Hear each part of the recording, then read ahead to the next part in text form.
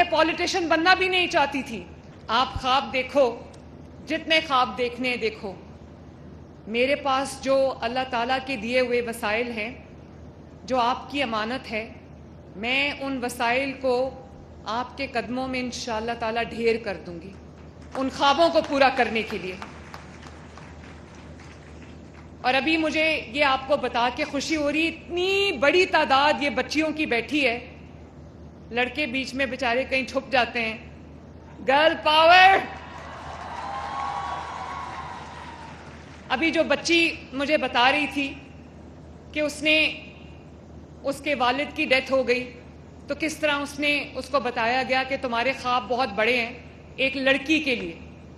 تو میری بیٹیوں, میں آپ کو یہ بتانا چاہتی ہوں, میری بھی 2 بیٹیاں ہیں, میں آپ کو یہ بتانا چاہتی ہوں کہ میں, آپ کو لگتا ہے نا کہ بڑی ایک شان و شوکت والا عہدہ ہے, میں بھی آپ کی طرح ایک ایسے گھر سے بلانگ کرتی ہوں جو بہت کنونشنل ہے, بہت مشرقی روایات کا وہ امین ہے وہ گھر, وہ فیملی.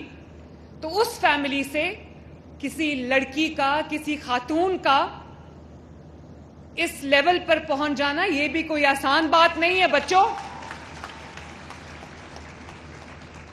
تو میرے کہنے کا مقصد یہ ہے, اور وہ میرا راستہ کوئی آسان نہیں تھا. میں اپنی بیٹیوں سے یہ بات کرنا چاہتی ہوں. آپ کو پتہ ہے کہ میں کچھ بھی نہیں تھی, اور میں پولیٹیشین بننا بھی نہیں چاہتی تھی. میں ایک ایسے گھر سے تعلق رکھتی تھی جس میں میرے والد سیاست میں تھے, میرے چچا سیاست میں, تو گھر میں ہر وقت سیاست کی بات ہوتی تھی, ہر وقت یہی باتیں ہوتی تھی. تو میں کئی دفعہ گھبرا کے چلی جاتی تھی اس کمرے سے جہاں سیاست کی بات ہو رہی ہوتی تھی. مجھے لگتا تھا ہر وقت یہی بات ہو رہی ہے. لیکن اللہ تعالیٰ کا کرنا ایسا ہے کہ آہستہ آہستہ اپنے والد کی مدد کرتی گئی, تھوڑا تھوڑا کر کے. تو میرے والد کو بھی یہ لگا کہ یہ میری بیٹی جو ہے یہ میرے بیٹوں سے کسی طرح بھی کم نہیں ہے.